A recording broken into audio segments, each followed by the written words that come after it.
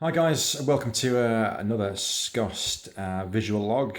This one's actually been prompted by a delivery that I got over the weekend, and purely because there are a couple of changes that have been made on this one. So this is to do with the Starships collection. As you know, if you were in the UK and you completed 6 of your deliveries, you would have ended up with one of these, which is of course the All Good Things Future Enterprise D. So this would have been delivered for subscribers back in about January 2014. Now, due to demand and it expanding to a lot more territories, it ended up that they ran out of stock of these. So subscribers who didn't get them, or as happened with myself, mine was lost in the post.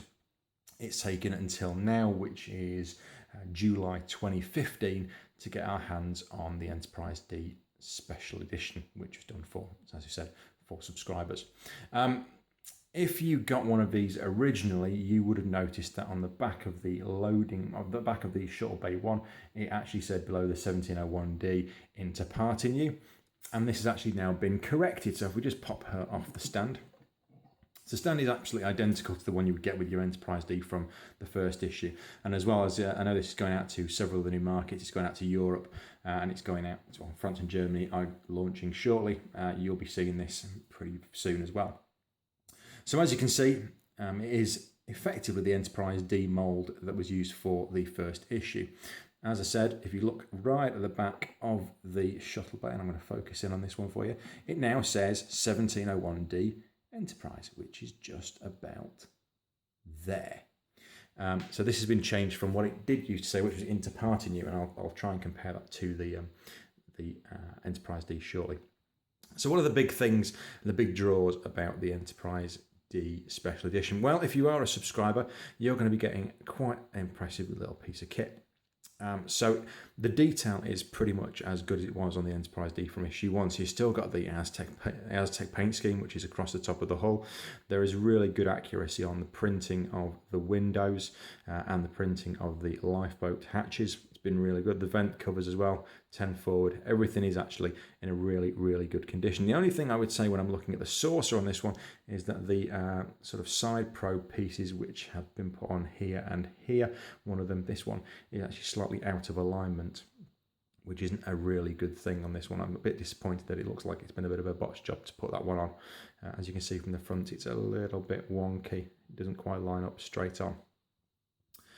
Nice to see quite a bit of decaling on top of the additional units they placed behind the bridge module, and then you kind of move around to see the big additions, which are the third warp engine, which we've got here, which is attached to this pylon, and then onto this additional piece which is moulded onto the Enterprise D mould with this larger impulse engine, which is just sitting right over the top of shuttle bays 2 and 3.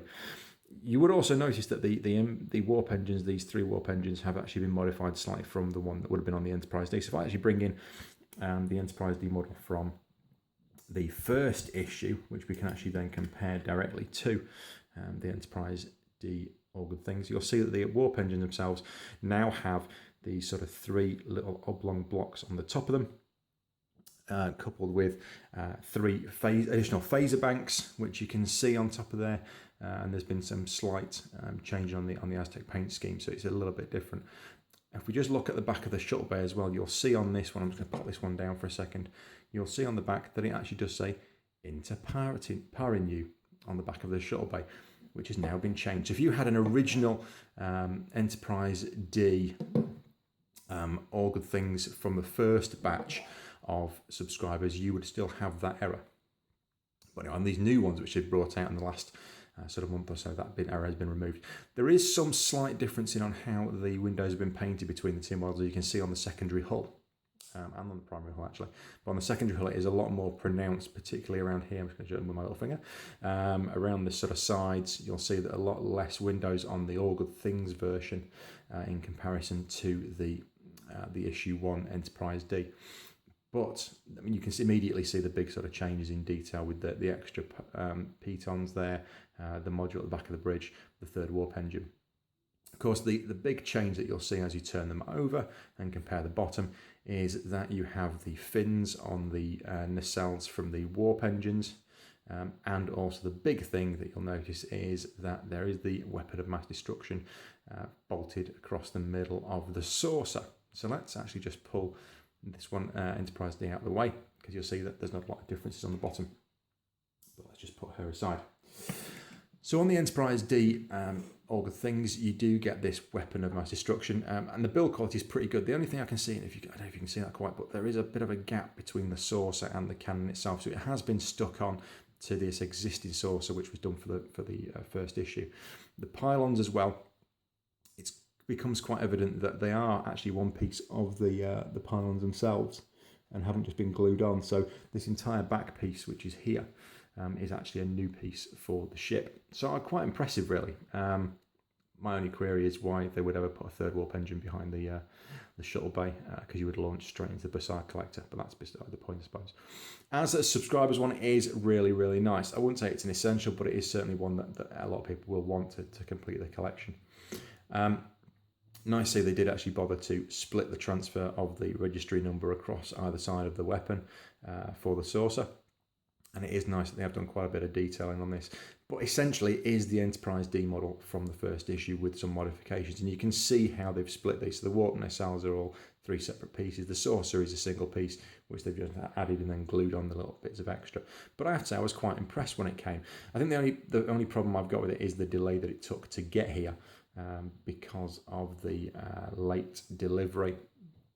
But it is still one of my favourite ships from the collection. So it's got a good profile, really nicely replicated on this, and I would certainly say if you're not subscribing, I would try and get one off eBay, because it is a pretty good model.